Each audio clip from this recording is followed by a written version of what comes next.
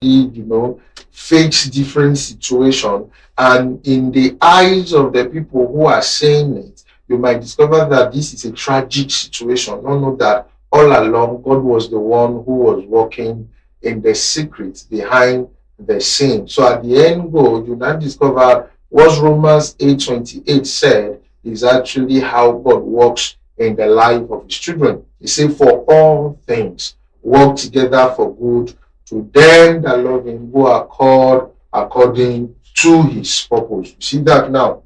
So God moves in a mysterious way. So regardless what you are going through now, I want you to find solace, comfort, and confidence in this hymn that indeed our God moves in a mysterious way. We have so many characters in the Bible who their life were, a testament today, an example today for us to follow, to know that, whenever we face trial, it might actually be an opportunity or an avenue for us to grow into maturity, to know another dimension or another side of God in our life. So the first person that I'll mention is the man called Joseph in the Bible. I just mentioned his name briefly last week, but I want to, dive deep into Joseph. Joseph lived during the age of the patriarch around the early second millennium BC. He was the 11th son of Jacob and the first son of Rachel. Remember who Rachel was? Jacob served 7 years for Rachel, and they gave Jacob Leah. Do you know now? And Jacob has to serve another 7 years in order to marry the love of his life. So Joseph was born to Jacob by Rachel. So by default, because that baby is coming from the woman the man adores and love, the man was bound to love Joseph above his other brethren. Now you can see what I'm saying in Genesis 35 from verse 1. So you see there, or you can even read from verse 5 to 11. Now, Joseph was favored by Jacob, maybe because of what I've just explained now. And after a while, jealousy was already stirred, and Joseph now made the matter worse by sharing his dream that suggests that he will one day rule over his brethren, his mother, and over everyone in his family. So that actually stirred up a lot of jealousy among his siblings, and his brother decided to do something about it, so that to make sure Joseph will never actualize that dream. And if you go further, the Bible told us, and his brother conspired. First of all, they conspired to kill him, but by the mercy of God and his intervention, which was not seen at a time now. Remember what we're talking about is God moves in a mysterious way, which was not, seen. They decided to, sell him into slavery. And Joseph was taken to Egypt. There he served faithfully in the house of Potiphar. But after being falsely accused by Potiphar's wife, he was in prison. You find this in Genesis 39. And, although Joseph has done nothing wrong, God was at work through every stage of his suffering. This is hard to believe.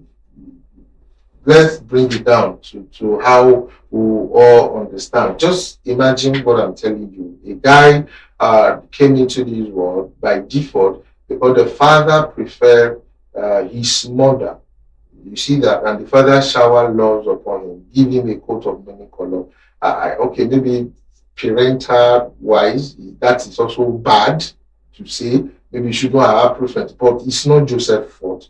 If anybody is to be blamed, it should be Jacob, the father, who should have known better.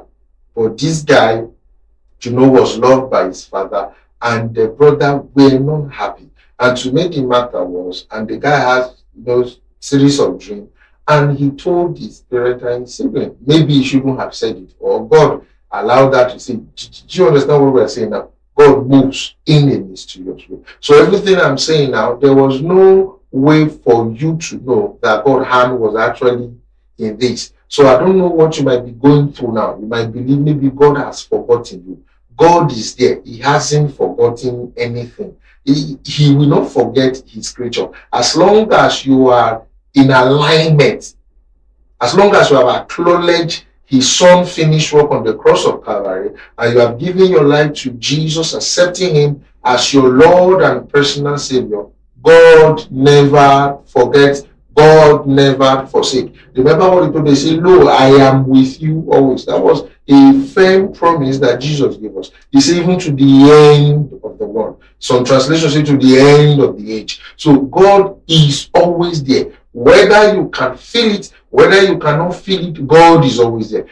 Whether your emotion is right or not, God is always at your corner because he moves in a mysterious way. So Jacob might have loved his son, trying to shower physical love of his son, but God loved Joseph more than whatever Jacob was trying to do. But the hatred of the brother could not prevent Joseph from actualizing his dream. I'll show up briefly how it was just as if he was moving from one tragic situation to another. And Bible was just affirming something, that God was with him. But how will that boy has known that God was there? So obviously, Joseph was somebody who was cultured, who was tutored in the way of the Lord, who is, the fabric of his heart was tailored to reverence God, to fear God, to always do what is right, above what is wrong, regardless what the situation might be. So if we want to enjoy the same result that Joseph enjoyed, we must also know that God moves in a mysterious way. We must be able to adhere to his commandments. We must be able to live according to the teachings, precepts that Jesus has